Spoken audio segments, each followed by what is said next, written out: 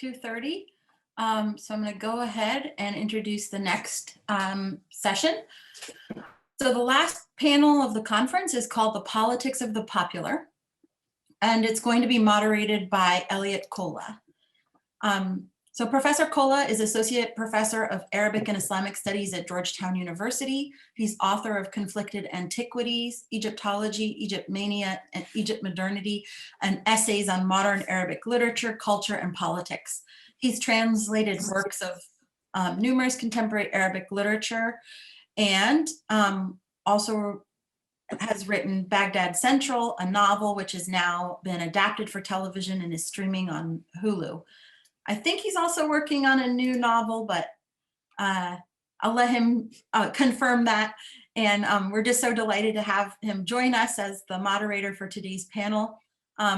Just a quick couple of notes. We are recording and we will be putting this on our YouTube channel after the conference.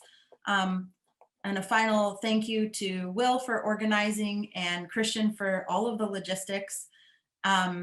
Please, the audience should feel free to use the question and answer box rather than the chat to put their questions, and that's at the bottom of your screen. That way, Elliott can moderate the questions in the second half of the panel. With no further ado, I will pass the floor to Elliott to begin. Thank you. Thank you, Mona, and it's a real pleasure to be part of this. And thank you to our panelists today, who I'm going to introduce right now. I have a co-introducer. This is Jackson. He is celebrating spring's arrival by going on to Zoom calls. Our first presenter today, in fact, sorry, it's not a presenter. The panel, the papers and the presentations are up, and we have already seen them. And if you haven't already seen them, they're up for you to see. But just to introduce the discussants, the presenters, and to enter into discussion. Our first paper was by Niki Akhavan, who's an assistant professor of media studies at Catholic University of America here in Washington, D.C. Her research interests include new media and transnational political and cultural production, international cinema and national identity, state-sponsored and oppositional propaganda, documentary and social change, post-colonial and critical theory, and Iranian cultural studies. She is the author of Electric Iran, The Cultural Politics of an Online Evolution. It came out from Rutgers in 2013. Dr. Rayya El Zein, our second presenter today, is a cultural ethnographer and scholar of performance and media in the Middle East and diasporas. Her multi-sited research focuses on the embodied aesthetics of live performances and activist practices while exploring the cultural politics of contemporary media debates. Her interdisciplinary work rethinks representations of Arab and Muslim youth and proposes different models of subjectivity and agency attuned to lived experiences in the contemporary Middle East. And finally, Heather Jabber is a doctoral candidate in the Annenberg School for Communication at the University of Pennsylvania, where she is also a doctoral fellow at the Center for Advanced Research for Global Communications. She also holds an MA in Media Studies from the American University in Beirut. As a doctoral candidate, she analyzes moral panics in the Arab world, focusing on the role of particular emotions and affects in the study of geopolitics and popular culture. She draws on religious studies and theories of affect to understand the economies of pleasure and shame, which power practices of exposure. She is interested in practices of exposure and the way that spectators are pulled into national spectacles, which channel, amplify, and transform publicly felt emotions and affects.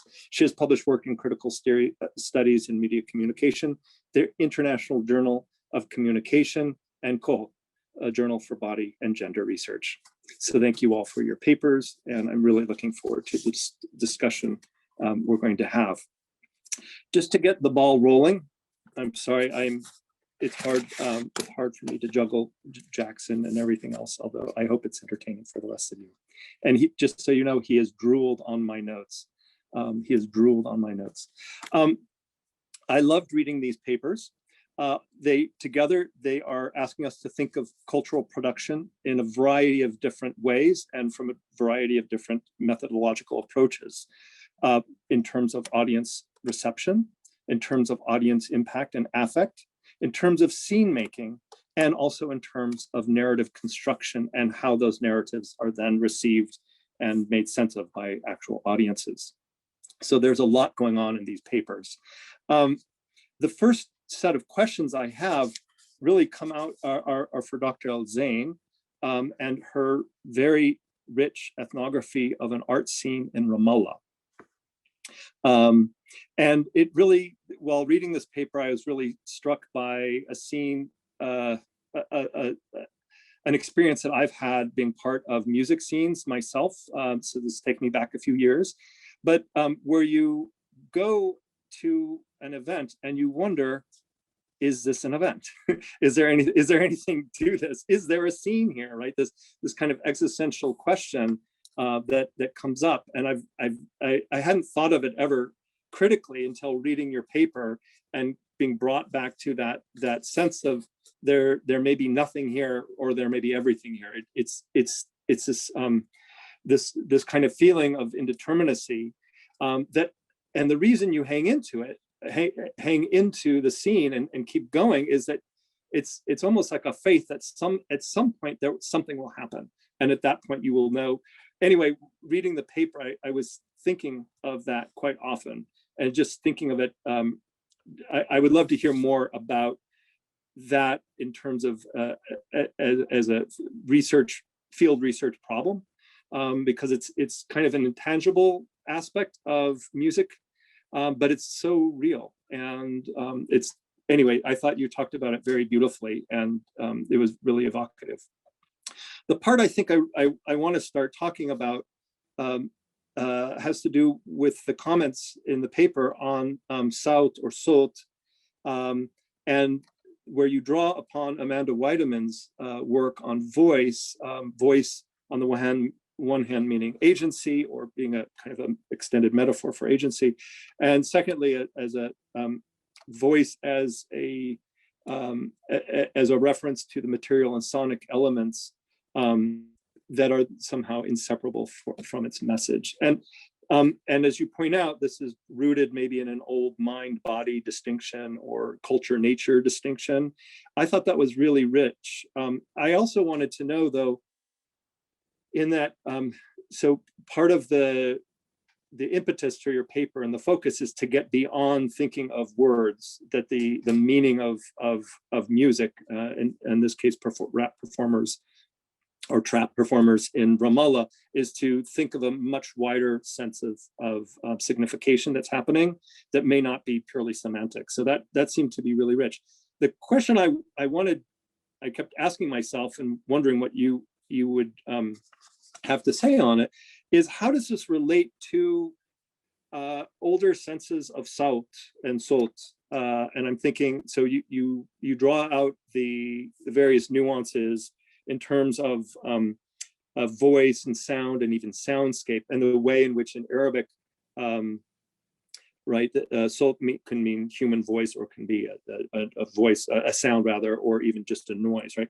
But there's a long tradition, at least in tradition might not be the wrong word. There's a legacy of using the word Sot in state media or even non-state media, whether that's Saut al-Arab or Saut al-Sha'ab. And then later, I'm thinking in the Egyptian case of later representations getting away from the idea of the univocal voice and starting to instead to insist on aswat, right? So what after all that, so this is already back in the 1970s and so on, thinking of plurality of voices rather than one. So I just wanted to hear more thought about Sot in reference to these legacies of other invocations of that same signifier, and also around the question of univocity versus plurality of voices. And so that was one set of questions I had. I also wanted to think about Sot as in back in relationship to the subculture that you're studying, right? And I wanted to hear more about how does this subculture define itself vis-a-vis the dominant culture. And I think it's all over the place in your essay, but I just wanted to hear more clearly. And here I'm just thinking of earlier theorists of the popular culture, whether that's Stuart Hall or Dick Hebdige or even Raymond Williams, and the relationship, for instance, in the subculture here, its relationship to dominant culture. So that was a set of questions. I have some other questions maybe to try to type the papers together. My second set of questions is for Heather Jabber, which your paper. I'm so sorry. At some point I thought I'm talking to like a broad audience, and I still haven't converted to the Zoom. So I'm just going to talk to you all like we're all here, and maybe that's more normal to do. I hope it is. So I really loved reading this. I loved your paper on Awalim Khafiya and what to make of it. And I appreciated your conversing with Tariq Aris on the idea of fadiha and scandal and leaking, and Wendy Chun's idea of outing. And so what you're telling here is that in Awalim Khafiyya is the recasting or recoding, is the word you use, of actual events, in particular the 2017 concert of Mashru' al-Layla. And the way it's recast in this musalsal, so that the elements of pleasure then become recast as sort of an incitement of fear, right? I think that's a really fair, your description of it sounds really, really fair. And it's also sadly really familiar, because this is not obviously the first sort of musalsal that's kind of creating these affects that you're so interested in. So part of it, I wanted to know, where does this fit in for you? Is there a history of this in Egypt or in musalsalat? You tie it to Anne Pellegrini's work on Hell House, and how the affect of that sort of production is there to encourage conversion. And as somebody who has undergone that as a sincere Christian subject at one point in my life, I can tell you that is rich material, and it is rooted in actual lived experience. But the part that I wanted to know is so in Hell House, there's a very clear ask of the audience. So when you bring that audience to these affective kind of points and plateaus, there's something for them to do. And I wanted to know, how is this text of Awalim Khafiyya, how is it moving the audience? I mean, I don't, and how would you actually begin to study audience reception and affect? And what is the ask? Because that is unclear. And maybe I'm going to come back to, because that your paper and Dr. Akhavan's paper, those really kind of resonate with one another on that, in that there is an affective argument in these texts. But I would want to know more about what are they expecting or asking, in your case, Heather, what are they asking audiences to do? There's no Jesus waiting for them to take into their heart as their personal savior. So what is and at least in Hell House, it's a very concrete kind of ask in a way. What is it in your case? And second, and this is maybe a bigger question, I wanted to know more about the writing process. And so one of the most interesting details that you mentioned casually up front, and I want to hear so much more about it, is how you draw the connections between the Egyptian CBC and then the Egyptian General Intelligence Services, and then to the Egypt Media Group, and then the General Intelligence Services through its private equity fund called Eagle Capital, which owns not a controlling share in the Egypt media group, but a very large share. And I wanted to know, to what extent is the General Intelligence Service involved in the production? Are they hiring the writers? Are they advising them on themes? Are they giving them access to, say, military for negotiating the use of military installations and resources in order to film and so on? Those are questions I had.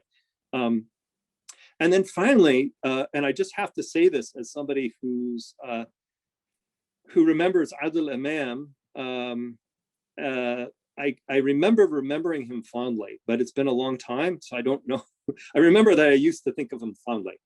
And that is because, at least since 1992, when he was conscripted by the then Minister of Culture, Farouk Hosni, along with a host of other actors, including Yusra, who broke many people's hearts, including mine. They were all recruited, along with many writers from that generation, into a campaign against Islamism. In the writing side, it was called the Tanwir campaign. It was led by people like Gabr Asfour and others. So this was the creme de la creme.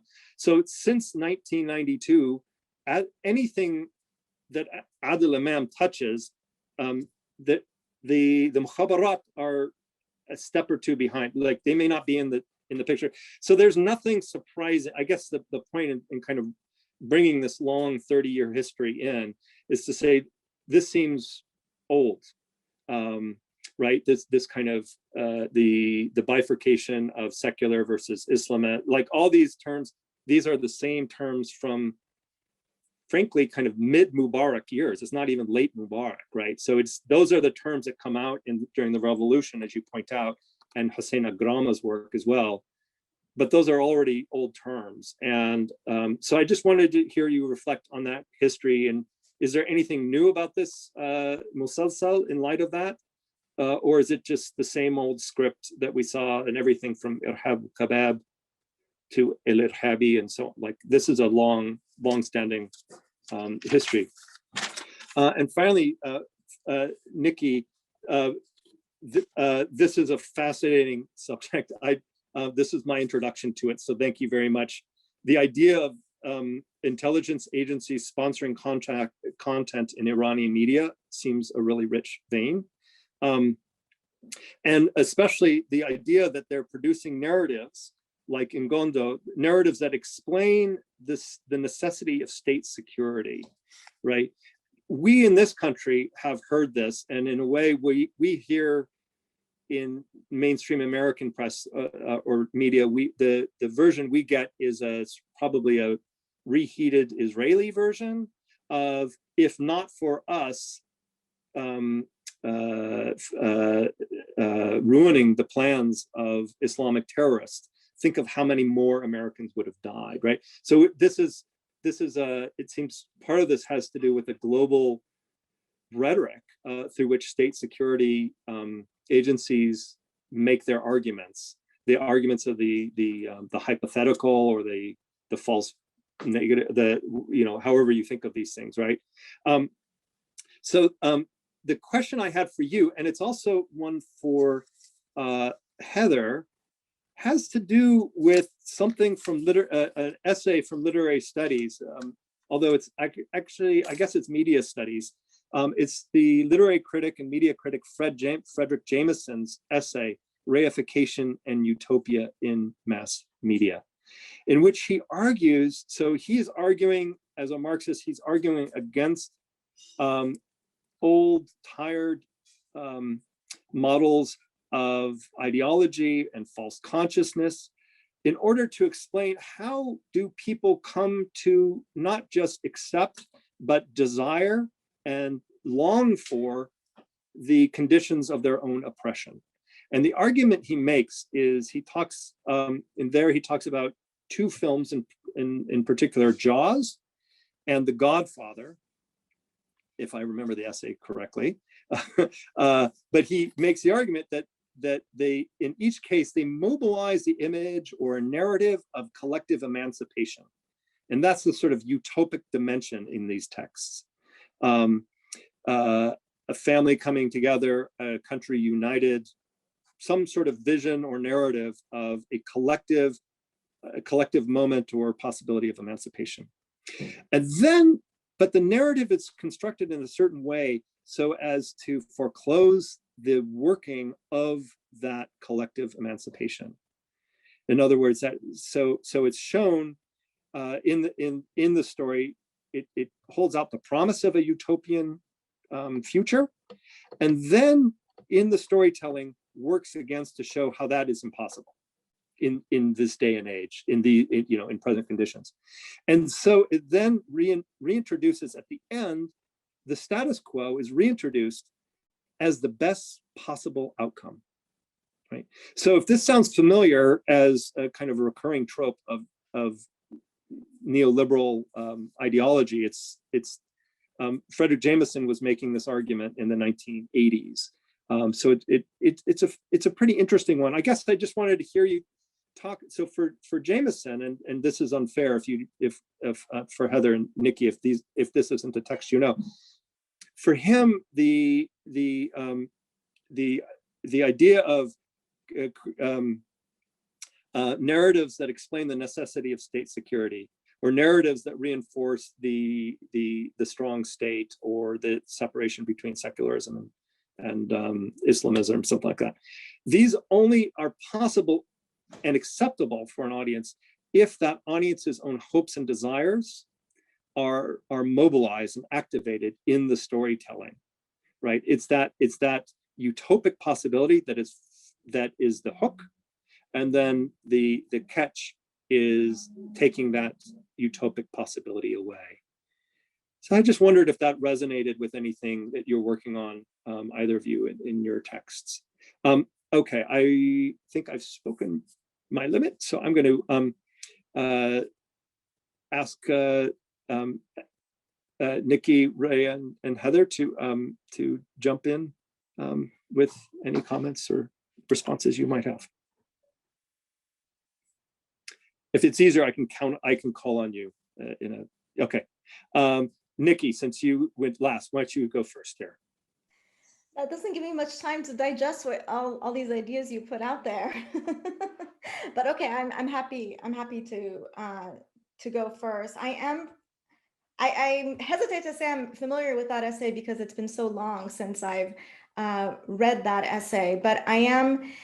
Now that you've put it in this way, I think that this framing might be more appropriate for some of the films that the intelligence agencies have sponsored, and not necessarily the serials. Particularly, I mean, I didn't talk about this in my paper at all, but there are a couple of films by a director named Mahdavian, who actually, if we want to go outside the propagandistic aspect of his project, it's quite innovative in the way that he mixes documentary and non-documentary methods. He has the sound, he uses the actual audio tapes of an Iranian who was a soldier. He disappeared in Lebanon in the 80s, and that is overlaid over an actor playing the role.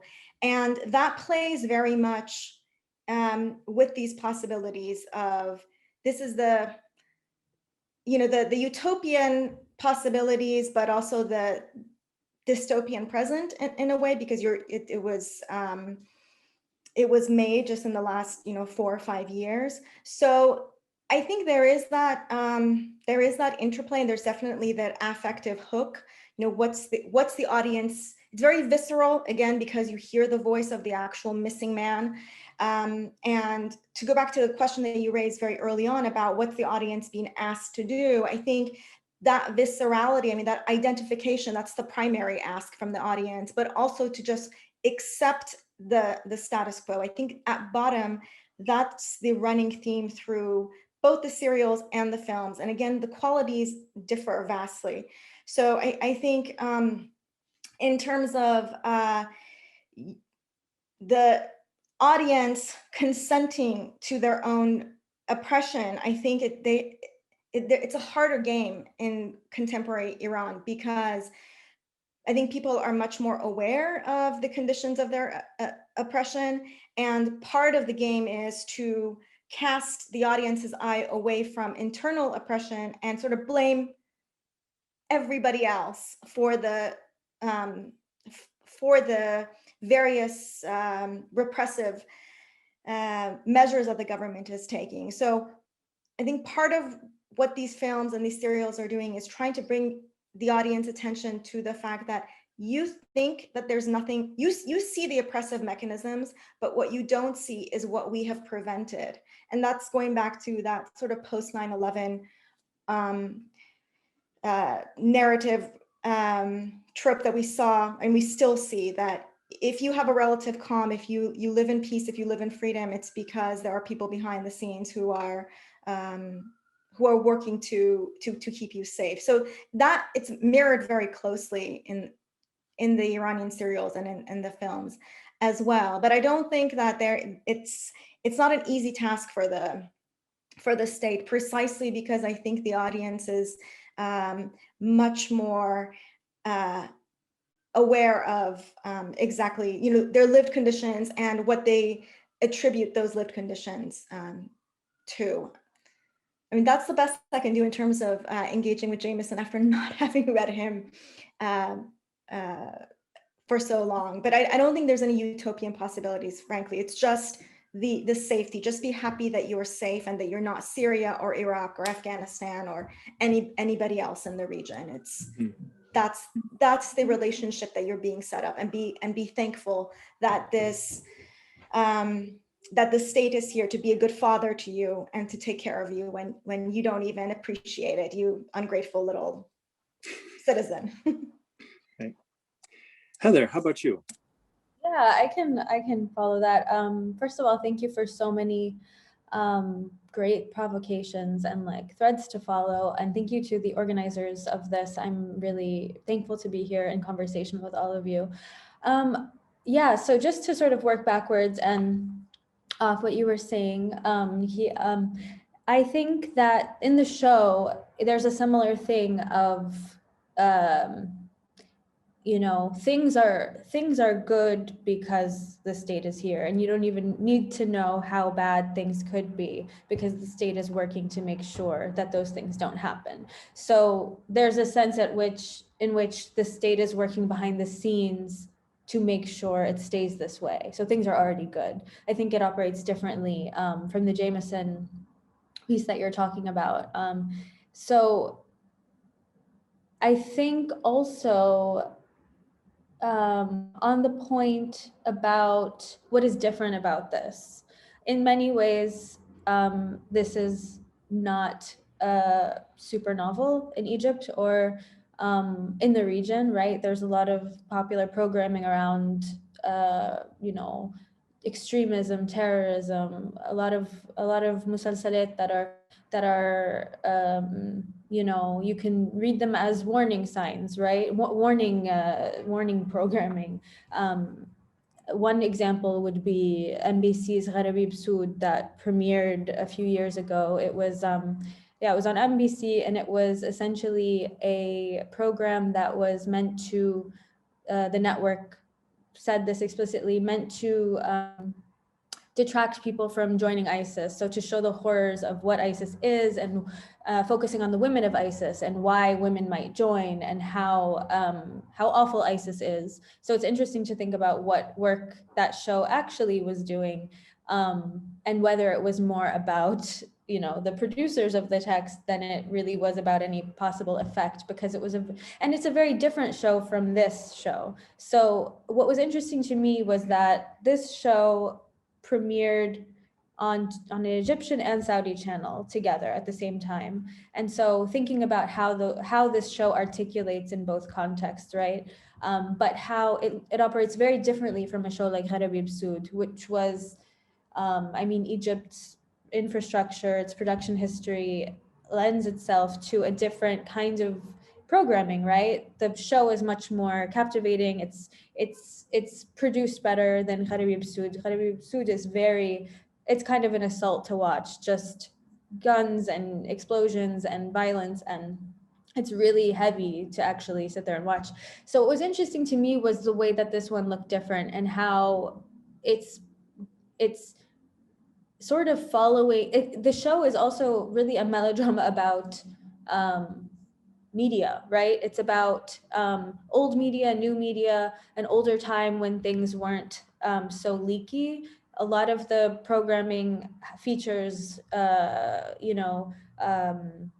what's it called? Flashbacks to people using other forms of media. And I didn't go into the paper that much, but just shots of people using like video recorders in their hands, using VCRs, using tapes, using cassettes with this film over them. So to me, it was this interesting juxtaposition between the now, when the state has to use this media to catch people using this media, blackmailers, terrorists, all kinds of terrible people to the state, and a time when things weren't so leaky, right? So that was an interesting thing to me about the show.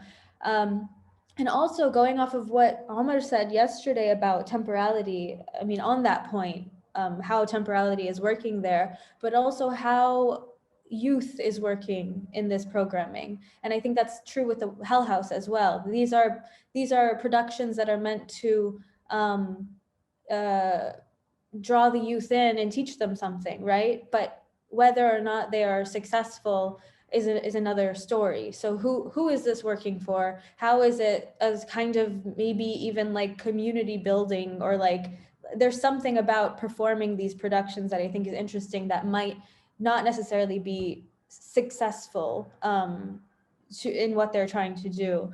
And it's a really good question about whether security, the GIS, is involved in production. I actually don't know, and I should look into that. I do not know how, there are some shots in the show of like military, it looks like military spaces, bases, so it's possible.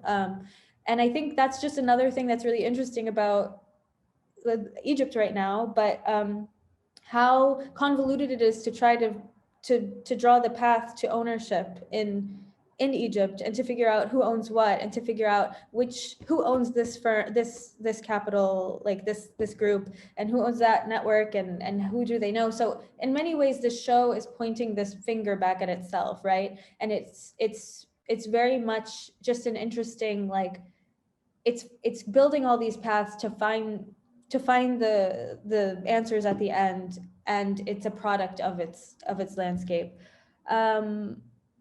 And yeah, that's all for now. I'm gonna turn to Rayya, and I will pick back on anything else if I missed it afterwards.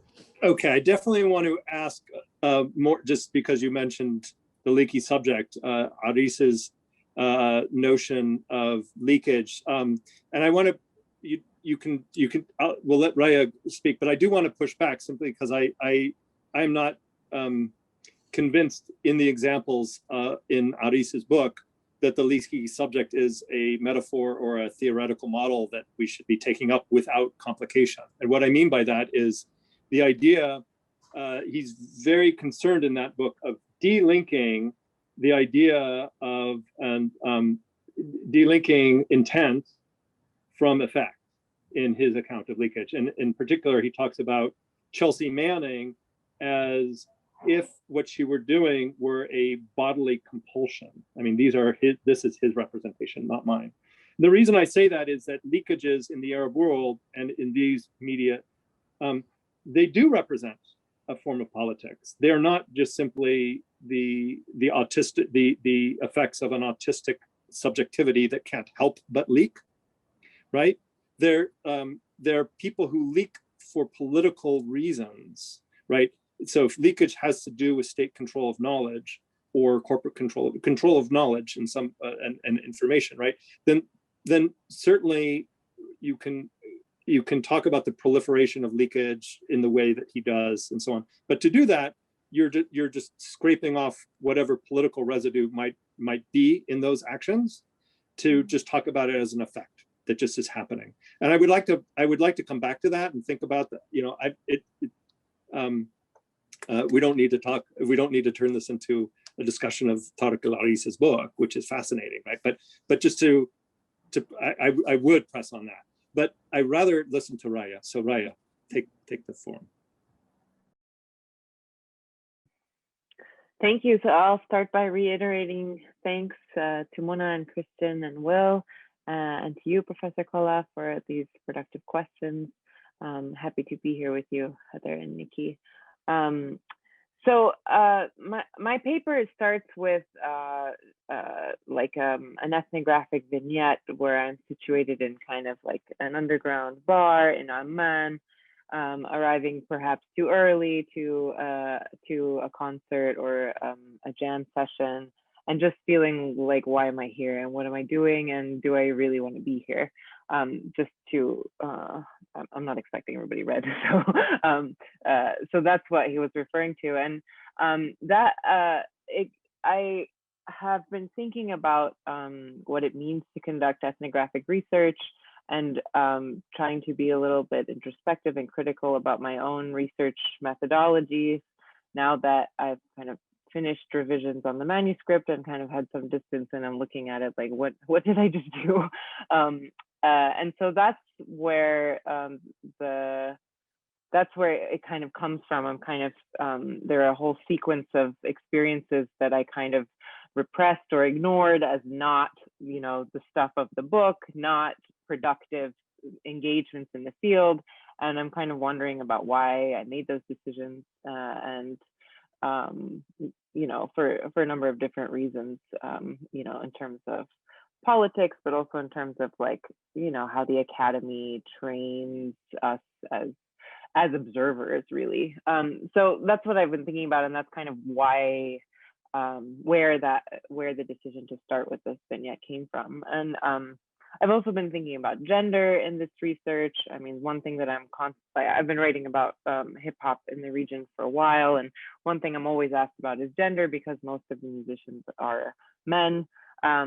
And I've been thinking about why that's so. And of course, there are women, and there are more of them now than there were 10 years ago, but there's still not very many. And I think kind of focusing on a few token female performers doesn't really do the question of, like, well, what about gender justice? And so another reason why I decided to focus on these feelings of discomfort in that bar is centering my own gender and my own gender performances and how they contribute to those feelings, right? Because the feelings of, like, alienation or discomfort, I think, are heightened in my experience because I'm in these places alone as a woman, blah, blah, blah. So that's kind of where that ethnographic focus is coming from in my kind of research trajectory. I really appreciate the, oh, there's one more thing. So I've started with that kind of experience of alienation, but I'm not really intending to collapse, like, my discomfort or feeling of alienation, you know, in a bar with the feeling of alienation or disgust or cynicism that comes from confronting the occupation every day, right? These are not the same thing, but I've just been trying to sit more with the affects and the feelings that I had in the field as a way to connect with other affective moments that I've observed or that interlocutors have recounted to me. I'm thinking here, like, when Ghassan Haj talks about writing ethnography in anger, right? And he's identifying that he doesn't share anger in the same way with his interlocutors, right? But how does it affect how we write ethnography by acknowledging that there are affective connections there? So that's kind of how I'm thinking about entering the ethnographic work there. I haven't thought about state narratives of the use of both, so I really appreciate the invitation to do that. That can be a next step that I go to. So Sot al-Arab, etc. And the notion of, like, multiple voices, I think, is really at the center of how I'm trying to think about agency without thinking about agency. How to think about are there other ways of thinking about political subjectivity without relying on this notion of individual agency and how that agency is performed. So I've been trying to think about a mood that interpolates listeners that are understood to be different, but interpolates them into the same kind of affective space, and that as a way of talking about political feeling. And this is kind of a refusal to engage with Dick Hebdige, whose approach to subcultures I was finding limited politically, right? So Hebdige, as I understand him, is looking for symbolic resistance in behaviors. And I think with these, with this group of young people in Ramallah, we can definitely read their behavior in different ways as resistant or as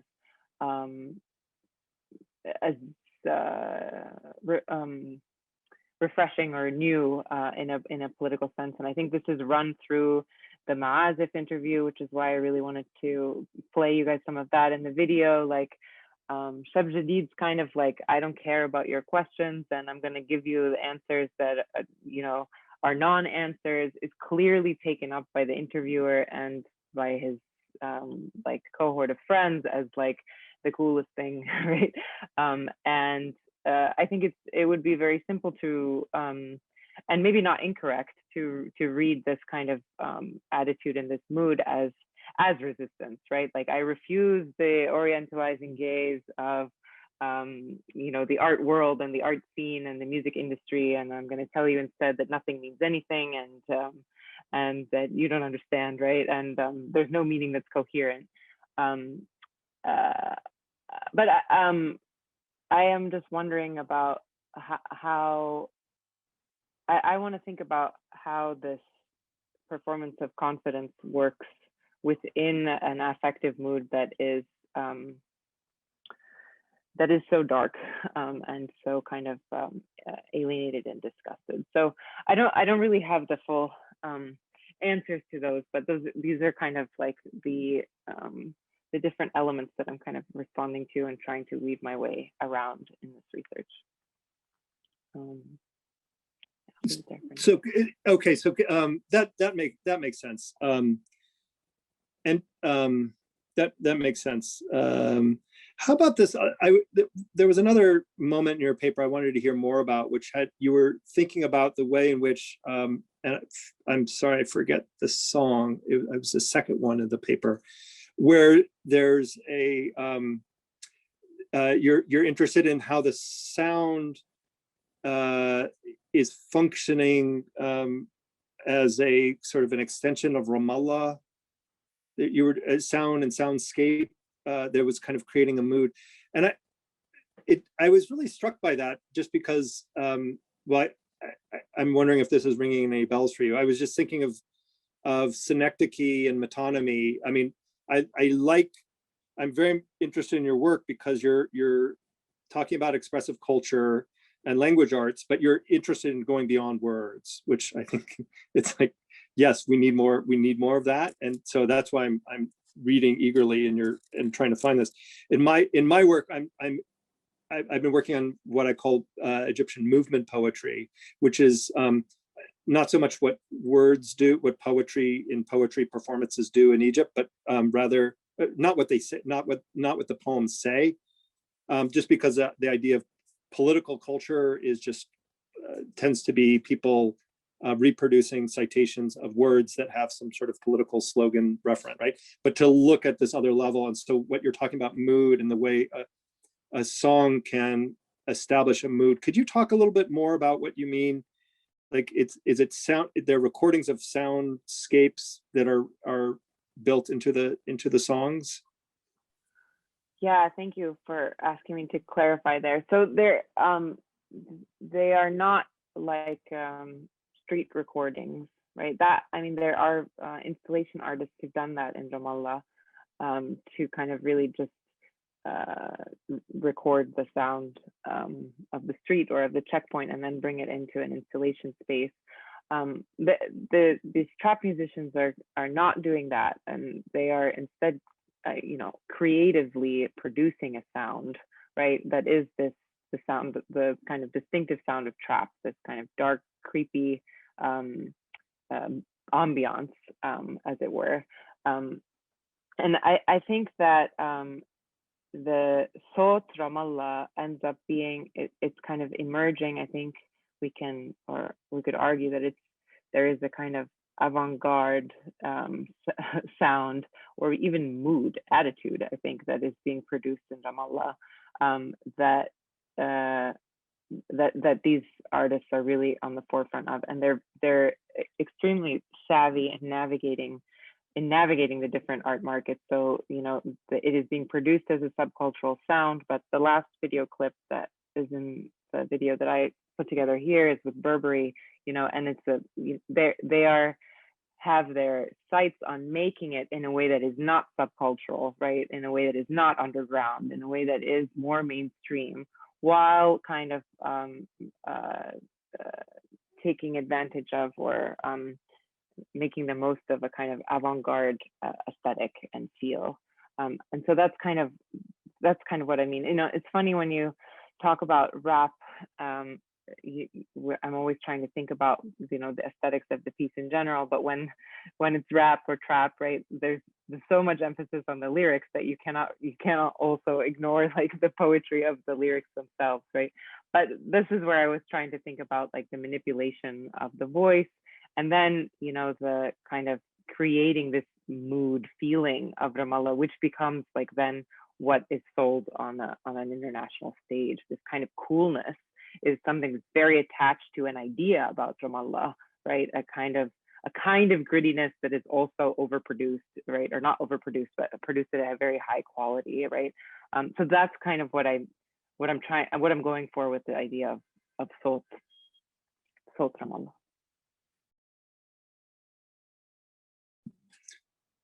Great. Yeah. So how about sorry, I just lost a train of thought. Do you all have questions for one another?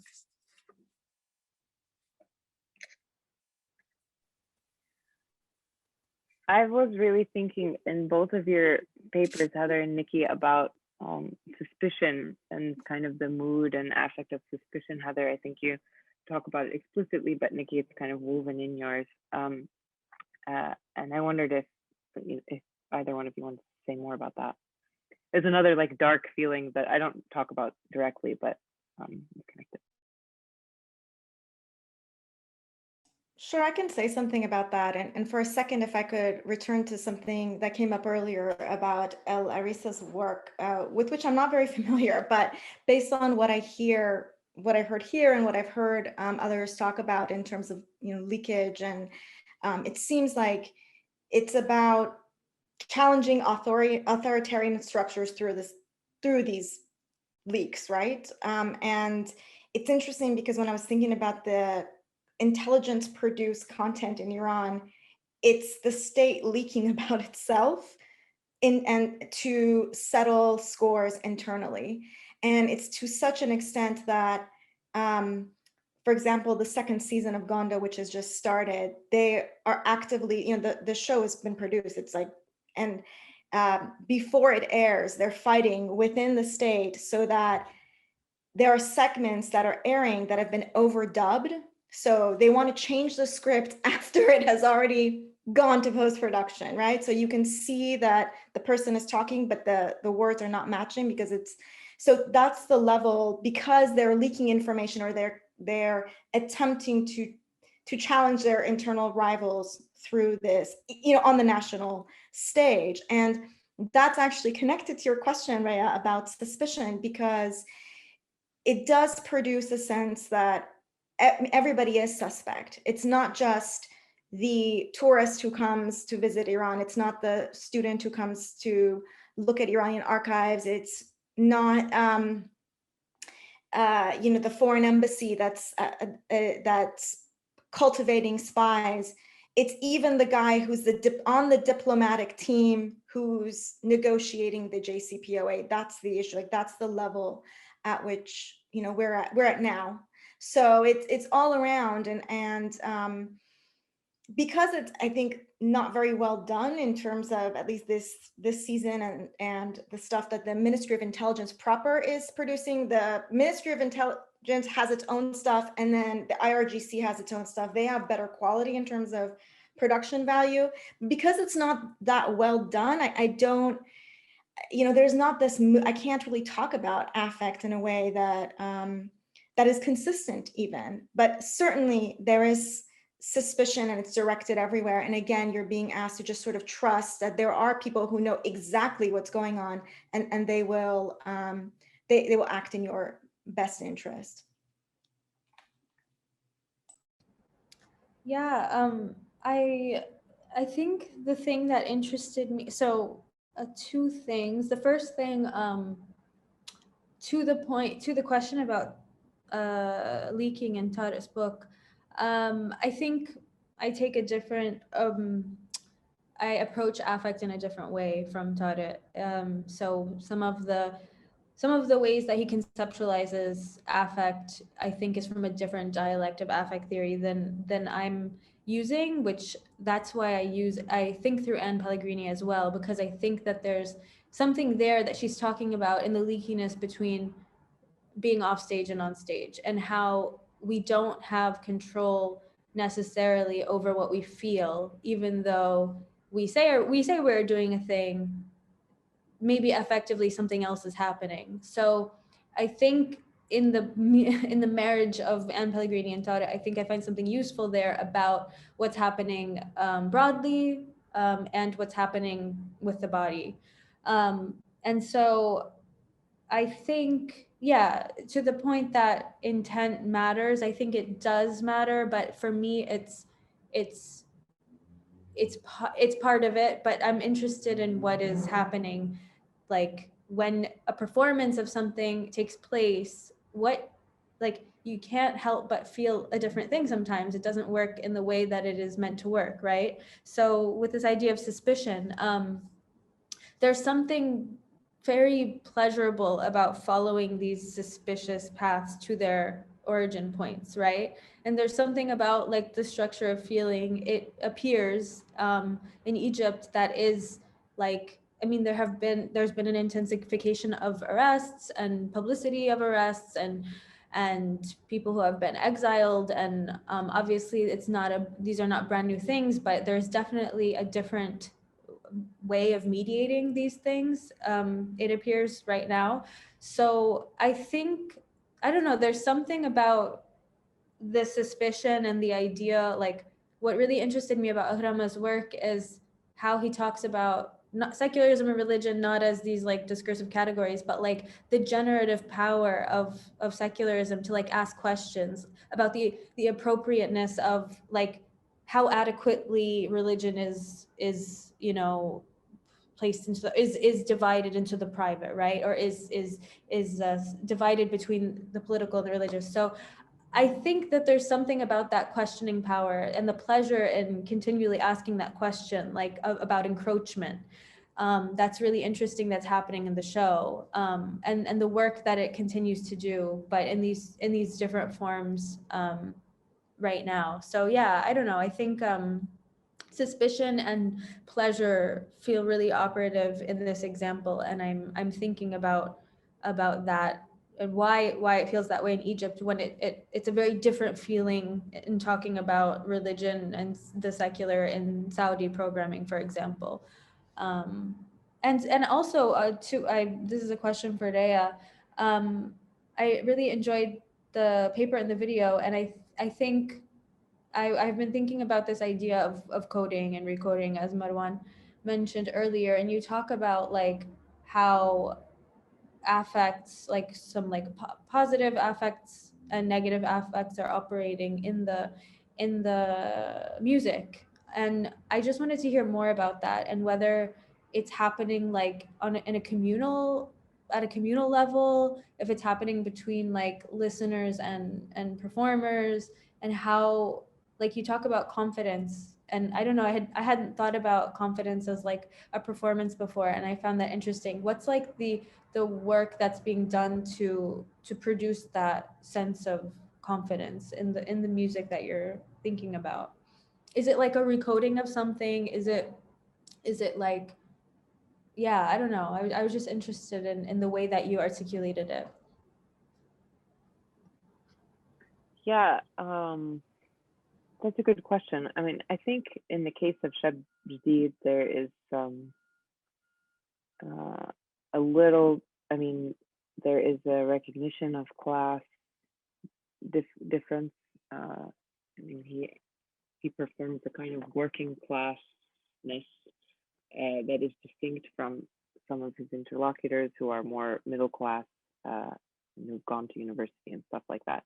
So there's class, and then there is like a refashioning of gender performances at the same time. So like me encountering these scenes has been one of like encountering different articulations of masculinity with different doses of testosterone, etc. So I think that we cannot like I'm not really interested in ignoring those anymore, I guess, in order to make an argument about how the scene is inclusive or there are women who are also musicians and rappers. I think that the way that testosterone and masculinity is performed and kind of asserted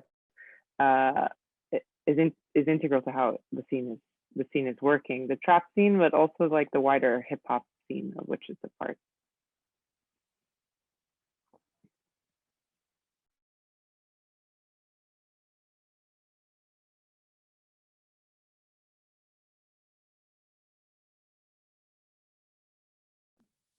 Okay, we have some questions coming in the question and answer. Let me pull it up and ask you guys. This is a question for Heather. Hatem El-Hibri asks, I'm intrigued by the way you comment on the melodramatic mode in the show. How does the question of narrative restriction of which character knows what, when, what the spectator knows and when contribute to the moral judgments that this spectator is asked to make? Yeah, that's a good question. Yeah, so a lot of the show is, so there's like a lot of buildup in knowing something as an audience member and waiting for someone to find out, right? And I think also going off of something that we talked about yesterday, this idea of liveness, there's something happening around like liveness in the program that's very powerful. Really scandalous moments of uncovering on television, for example, are very affectively charged. And I think, yeah, I think the show also, yeah, makes use of this, makes use of like the uncovering for the audience as well. I don't know, I have to think more about this. I think it's definitely a big part of the show, how it plays with the uncovering of information, both for the audience and for the characters. But this brings to mind, like there's a storyline in the show where the characters find out that there's a homosexual presidential candidate who's financed by a French advertising company to run for presidency, and no one knows that he's gay. And it's a really climactic point of the show where it's revealed on live television, and it's one of the moments in the show where you see the people, right? The people of Egypt finding out about this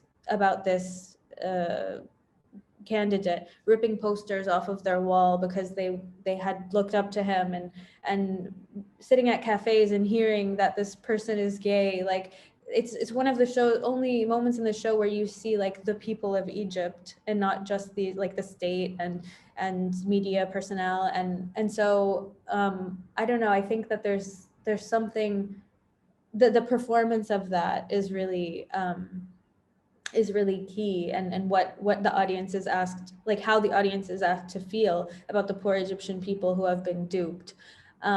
So I think, yeah, I think that's an important element of it, but thank you for the question. I will marinate on it.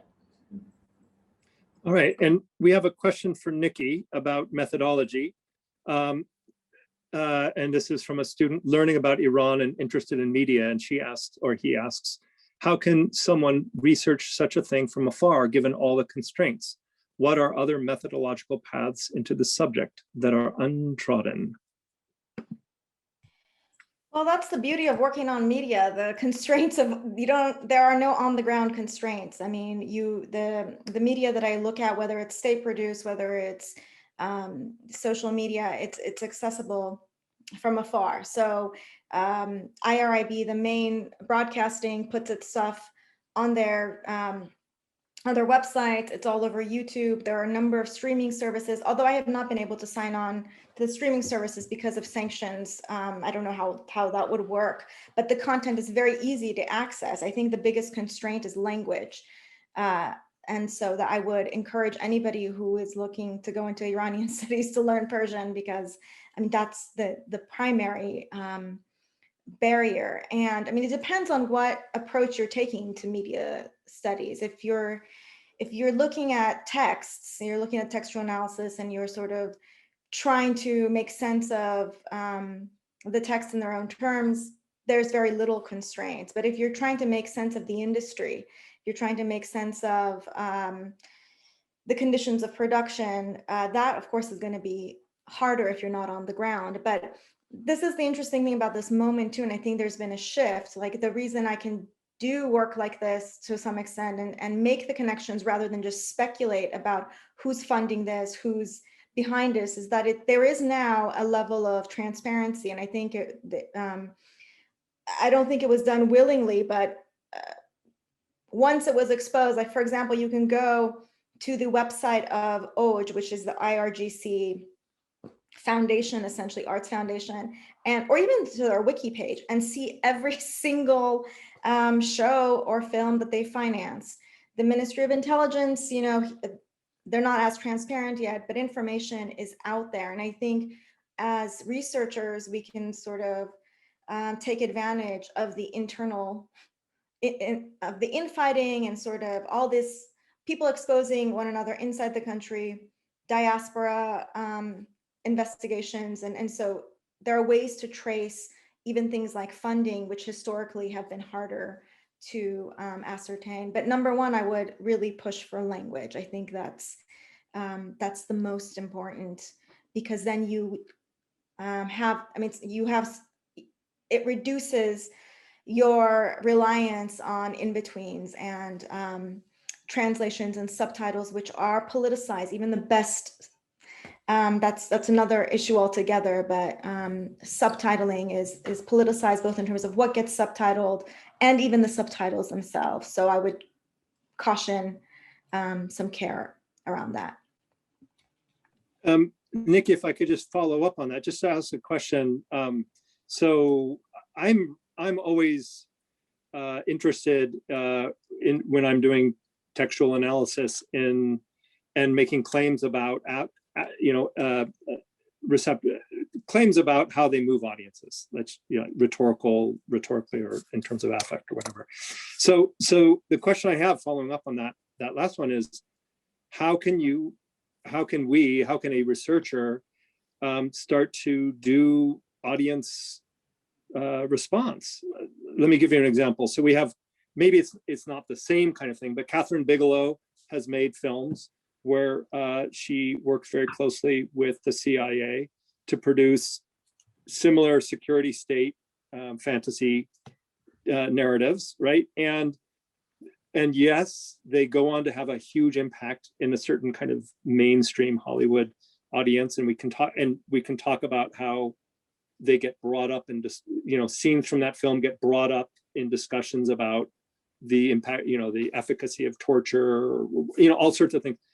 And we have a completely counter narrative of critical audiences who reject that and have dissected it. So here we have a film, Zero Dark 30, that is producing, my guess is the American cousin to to the kinds of films you're talking about, right? But then if we start looking at how do audiences deal with this, we can see a range. How, like, so what would what would that look like in your work? And is there a way to get at that from afar? The way that I try to get at it, I mean, I start, of course, as I said, with the text. So how is the audience being interpolated, you know, with the, just like the traditional reading of a text and how the audience is being positioned, right? So then the question of, is in fact the audience giving into this or not?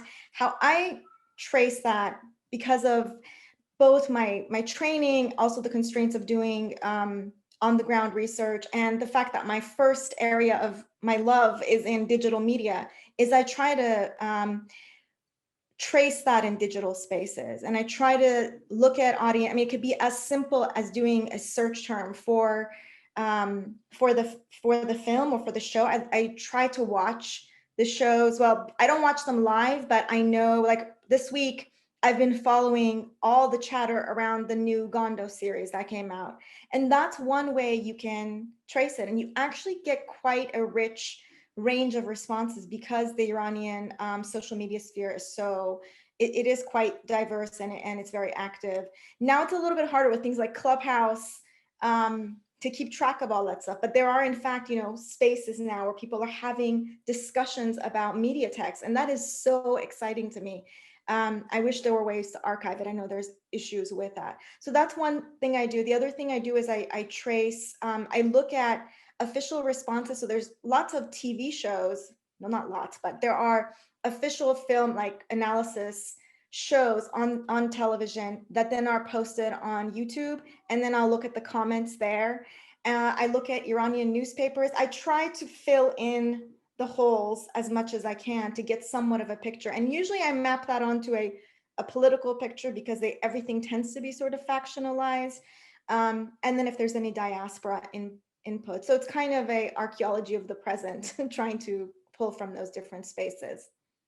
Great.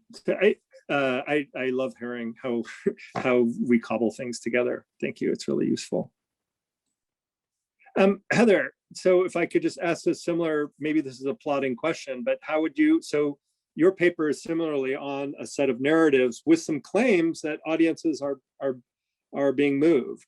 How do you start to investigate that? My guess is that you would have a lot of overlap with Niki, but I would love to hear from Yeah, it's also the timeless question of like, what does it mean to study what's available, right? To what you have access to.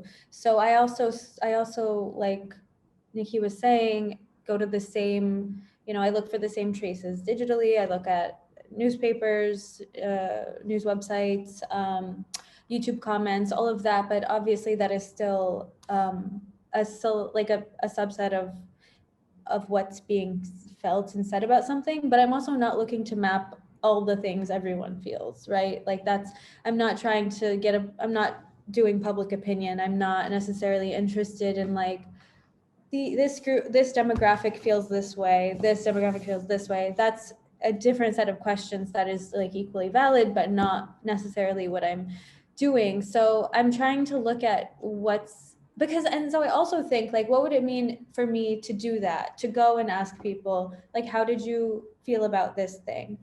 That would also be a different way of analyzing data, right? Or information. Me interacting with someone and asking them a question is not just extraction, right? It's an encounter. So I think it's a rich space to research. It's a rich thing to do. Interviews as you know, audience reception and thinking through what even asking the question means, and what for example, someone telling you like, I felt ashamed when I watched this, or I felt angry when I watched this. What does it mean that they're telling you this? Does it mean that they felt it at the time, or they felt it when they answered you? So I've been thinking a lot about like, what does it even mean to, if I went to interview producers, or if I went to interview people who watch this show, what would it be telling me as well? So, And I'm not sure that it's necessarily the thing that I'm looking to do. But to the second point, I definitely don't think I can say that this show moved people based on doing a textual reading of it. So if I did, I will definitely have to go back in the paper and do some editing. But because what I think is also thinking through this idea of like coding and encoding and decoding and recoding, there's something that the show fails at, like the Hell House does in some ways. And why it's interesting to look at as like a commute, like a thing that people do to perform to feel a way with themselves as a group. That's something that's very interesting. And so I'm trying to think of that with Awalam Khafia and what that performance is part of, like what structure of feeling that's part of. Because I think like Rayya, watching the video, I was thinking like there's something very different about putting in headphones and listening to Shabaj Jid, like rapping, and there's something very different from watching Awalam Khafia try to depict a nightlife scene when it's like Adil Imam's son directed the show, and you know, like they're not cool. The nightclubs are not cool in Awalam Khafia. So so it's like a representation of something that, you know, is imagined as dangerous and like presented as dangerous, but I'm sure it's not really successful with the youth that it's trying to target or it's representing. So I think that I've been really stuck on this paper, and I'm glad to now think through the idea of like, how is it not working possibly, and how I can think through that. So yeah, thank you. Thanks so much. I'm so I was reading. I was like, who is watching? So I texted some friends, and they're like, yeah. So that like that's like, you know, honestly, the reason Niki and Heather, the reason I'm asking this question, I was just listening to the editor of Current Affairs, Nathan Robinson, who gave himself the task of reading 30 autobiographies or memoirs of people who worked in the Obama White House. And he discovered something fascinating through these 30 memoirs is all of them watched the West Wing. And all of them not only watched the West Wing, but brought the West Wing kind of sensibility to Washington to do politics. And we see the disaster that unfolded.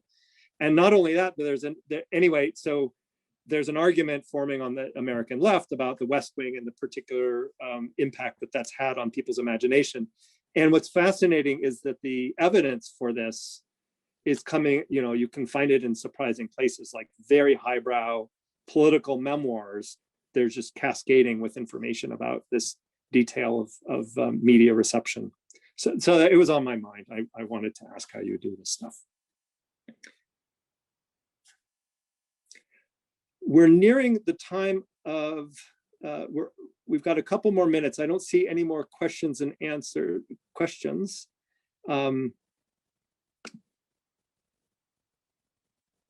Could I just jump in to do my thank yous, because I was remiss. Yeah. I think I'm the only person in this whole conference that forgot to do the thank you. So thank you, Mona. Thank you, Christian. Thank you, Will. Thank you, Elliott. Especially today, which is a Friday afternoon. It's a lovely weather. I really appreciate folks showing up and participating. So I just want to make sure I say that. Thanks, Niki. And thank you, Elliott, for see, I can't even get words out because I officially have Zoom fatigue. Thank you, Elliott, for moderating that discussion and for concluding the final session of our conference, which, you know, I apologize again that we had to have this kind of awkward format, but we tried to make the best of a bad situation, and we're really just delighted that at least we were able to come together. And that you produced these really amazing videos for us to engage with. And so just thank you to all of the participants and the moderators for leading us over the past 2 days. Thank you again to Will Humans for organizing the conference last fall, or fall of 2019, I should say. So, and thank you to Christian Clinton for all he's done to make the logistical side of this happen. I'd like to invite you back on April 15th. We have our next lecture series, which is Jennifer Durr talking about the lived Nile in conversation with Shihab Ismail. So we hope you'll join us for that and join our mailing list. And if you're interested in revisiting, most of the panels will be posted on the YouTube channel, and Christian will send that out once he's finished kind of processing them. So thank you to everyone for joining us, and a big round of applause for all of you. And I look forward to our paths crossing, I hope in person next time. Thank you again.